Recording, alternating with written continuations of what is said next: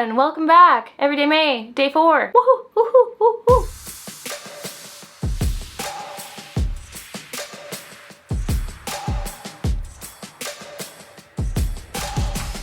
As per requested, today I'm going to be talking all about makeup during your Zoom meetings. As this lockdown has shown, many of us are now working from home, and these Zoom meetings, FaceTime meetings, things over the interweb are much more a thing than back when we were all meeting in person. So here's some tips I've gathered. I'm going to give you some tips, and then we're going to do a little makeup look, and I'll try and offer you up the best tips I can muster for you to have a very successful and fabulous Zoom meeting at home. So let us begin! My tip number 1 is definitely skin tone dependent, but for those of you who are marshmallows like myself, wear a light shirt, a light or neutral colored shirt. This will prevent you from getting the bright white diamond face blowout like if you were wearing a black shirt. If you're wearing a dark colored or black shirt, you'll blow out and shine bright. Like the heavens on the screen. So keep the neutral shirts on, y'all. The second tip I have is to keep a very clean or non-distracting background. Depending on where you live, depending on the colors of your walls, just try and keep it as neat and crisp as possible. Don't have any, questionable, scandalous items laying about. Just make sure, if possible, you can have a nice, bright, and clean, non-distraction background. Is this distracting? I don't know. I think it's cute. My third tip is to keep your video well lit, your area well lit. If your meeting is during the daytime, try and sit near a window, try and use some natural daylight if possible. If your meeting is at night, my favorite tip is to just turn the brightness all the way up on my computer, on my laptop screen. I personally find that gives me a very nice, MySpace-esque glow. Point a lamp at your face if you need to. Use your iPhone flashlight if you need to. Just make sure that you are well lit and not looking like you're sitting in a dungeon. My tip number 4 is to elevate your laptop or your computer, kind of whatever you are working off of. My favorite thing is this little stand that Dan got me for my laptop. It kind of props your laptop up and gives you like a much more attractive angle down on your face instead of a sweet little direct or down below double chin. And even not in vain terms, it's also better for your back and neck and all kinds of things. The ergonomics of that is great. Tip number 5 is to mute your stuff. Make sure that you're not having any incoming calls, don't have any distractions rolling in, and if you have a lot of noise, mute your own microphone. Don't distract the rest of the meeting. It's rude. My final tip before we dig into the makeup is your hair. I don't know why it annoys me so much, but it drives me crazy when people are just constantly touching their hair and twirling their hair and pulling at their hair. I'm like, can you just leave your hair alone? Please! So my tip is to do a hairstyle that will prevent you from touching your hair the entire time. I personally like to do the little middle part hair tuck. This not only frames my face, I personally feel the best, but it also makes sure that I don't have any hairs or strays falling into my face and itching me and making me have to touch my face the whole time. It just gets the hair out of the way. If you wanted like the ultimate fuss-free tutorial, you can do my slick pony. I'll link that video here in the description box down below. Just get your hair out of the way. It's very annoying and very distracting when people are just constantly doing this.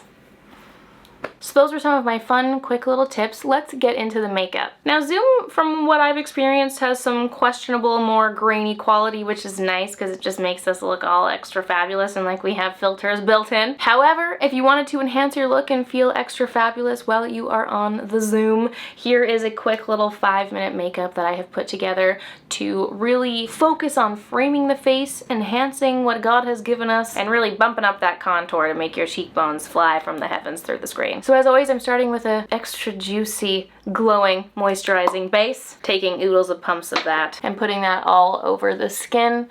Something with a little bit of glow already kind of built into it will automatically kind of distract from any blemishes that you might have going on your face. So if you do an extra thick, extra glowy, little priming base, not only are you getting the moisture and glow from it, but it's also kind of doing a little something for your skin, so you don't have to worry about too much coverage after the fact. Now you can skip this step altogether and just go in with concealer. I always like to have some kind of lighter base all over the skin. I've got a lot of redness. I don't want that popping out in the camera, so I'm just taking a little tinted moisturizer. It's got a little bit of warmth built into it, so it'll make me look a little bit more alive, and I just want to really quickly rub that in with my fingers. I love products like this if I'm in a hurry or wanting to do a quick makeup makeup, I like to be able to blend it in with my fingers and not have to worry about like accessing another tool. Like if I'm using something with more coverage, I usually like to use my beauty sponge, but sometimes I don't have the time to go and wet that and deal with it. So fingers are where it's at for me. So you can leave it like this if you want a little bit of extra concealer, you want to help cover up some dark bags. If you have some extra glaring spots, you can go in with concealer. I'm going to take a little bit of concealer just to help with my bags, hide some of my bigger spots that I've got going on, and just generally take that down my T-zone, the center of my face, to give an overall bright and more flawless look. Now to speed up this process, I am going to blend this in with a brush. When it comes to concealer, I tend to take a really long time if I try and blend it out with my fingers, so for me, a brush is a nice fast option to just blend out the concealer nice and quick. So now onto bronzing and contouring. I'm going to use a double whammy. You guys know how much I love my bronzing and contour, so I'm going to use a cream product. I'm also going to set over top of that with a powder product. And because we're working through screens, you know, we can get away with applying a lot more contour than we might usually be able to get away with in the daylight. So I'm going to dip into my cream bronzer and I'm going to use this like a cream contour. I'm really going to accentuate those cheekbones. We are going ham in there. I just want to be chiseled, looking as fresh as possible through the screen as I can, and then I just blend that upwards. So I'm starting below. Look at this sit. God, it's so rude. Hopefully the contour will distract from the existence of that, but I'm blending this into the cheekbone and blending it upwards toward my temple. I'm also going to take this along the jawline, and where, you know, your jaw sits, I'm just dragging the contour along that to intensify that as well. And then I drag it all the way along, and the same on the other side. I just really chisel it out there. Woohoo! Take it down the little hollows of the neck to bring it all together. And then we'll also do the same on the forehead.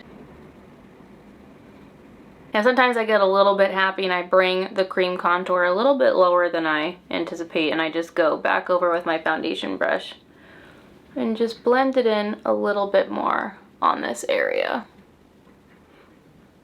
There we go, we've removed the lamb chops. So now I'm going to go in with powder bronzer and just kind of bring all of these worlds together, give it an all over, warmer glow, set it in, perhaps intensify the chiseling that we've done, and just layer it up nicely. Now you don't have to put anything on the eyes. I always like to do a little bit of something just to make it all look meshed and cohesive together. So I'm just gonna dip into my powder bronzer, put a little bit of this into my eyes. I'm not gonna put anything like deliberately onto my eyelid. That'll give you a more like alive and awake look. I'm just taking this bronzer into the crease of my eye with a big fluffy brush and just blending that through. Just a few little seconds of blending is all you need. And then I'm gonna do the same on my lower lash line. If you wanted to feel extra fabulous and really accentuate the eye shape, you could go in with liner. I'm not a liner gal on a normal day, so I definitely wouldn't be doing that for a Zoom meeting. I'm going to keep it as natural as possible, but feel free to intensify the eye if you wish. A lot of the times for me when I am on like a laptop camera or on these Zoom meetings, I find I just look like really gray and washed out, so I really want to accentuate the colors in my cheeks, give me a much more alive and fresh look. I'm actually going to skip highlighter. I know. Who am I? I feel like if you're trying to do this swiftly, you can eliminate some unnecessary steps. I find that highlighter is like just like another chance for me to get like blinded and washed out on the camera. So I'm just gonna go ham with a nice bright cream blush. Instead, I dip it into the product, dip it onto the back of my hand just to make sure I'm not applying too much, even though and I'm going to use this on the apples of my cheeks and blend it upward. I often go like way too heavy when it comes to cream blushes initially, but I just go over with my foundation brush after to blend it out, and that's fine. I like to drag it across my nose as well. So going in with my foundation brush and just toning that down a little bit. I'm kind of going slightly out of order here. We'll finish up here in a minute, but I'm just gonna go ahead and do the lips. I personally really like to line my lips on a good day. I don't want anything crazy on my lips. I don't want to wear a bright, bold color. I want them to be natural, but I do want them to, you know, exist. So I definitely want to go in with a lip liner, something that is close to my natural color. Just bring a little bit of shape and life back to them, and then I'm actually going to go back into the cream blush and just blot that on top to give it a monochrome moment, to have it all blend together. Now we're going to move on to brows. Brows is something that just really helps to frame and shape the face. If you're wanting to go minimal on the rest of your makeup, it really helps to go in and make sure that you're filling in the brows. I know for a lot of people, brows is like the thing that takes the longest. I definitely am not too precise with my brows. I kind of just fill them in, flop them around, just trying to make them as even as possible. And then I take a little eyeshadow brush and I fluff away the excess, makes it look a little bit more natural. But even that, just filling in my brows just makes my face look so much more complete and framed. So I definitely wouldn't want to skip this step, and then I'll just set it in with brow gel. Give it an extra lift, make you look extra awake and alive. Give yourself a spritz for extra glow and awake and liveliness, and then finish the look off with mascara. And this is the finished look, you guys. This is a really quick and easy way to help accentuate all the good things on your face. Go a little heavier with the color and contouring products to really help brighten and give you a fresh and alive look through the camera. And it's really quick. You can easily do this in 10 to 5 minutes or less, depending on how particular you are with certain parts of the face. Now for a final tip, if you really wanted to distract the world from what you're looking like, maybe you have some zits you want to cover, maybe you don't feel like putting makeup on at all, just, you know, get your glasses and put those on instead. They'll be like, Brenda, whoa, I didn't know you wore glasses. And I'll be like, what do you mean? I've had them all this time. And this just ultimately gives you an extra smart and extra hardworking look. And finally, guys, if all else fails and you just really don't want to show your face to the world, you know, there is the audio only option on Zoom. You don't have to put your face there. Just saying. So guys, that completes this video. Those are a few of my tips, as well as a makeup look to hopefully help those of you who are working from home and you just want a few little tips and tricks to make yourself feel extra fabulous and well lit while you're working from home and hopping on those godforsaken Zoom meetings. I hope that you enjoyed this video. I hope it was helpful for you. If you have any other tips that you want to share with all of us, let us know in the comments down below. And if you have any funny, hilarious, tragic stories that have happened thus far on Zoom, please also share below. That would be hysterical. You guys, thank you so much for watching this video, and I'll see you all tomorrow for another one. Bye!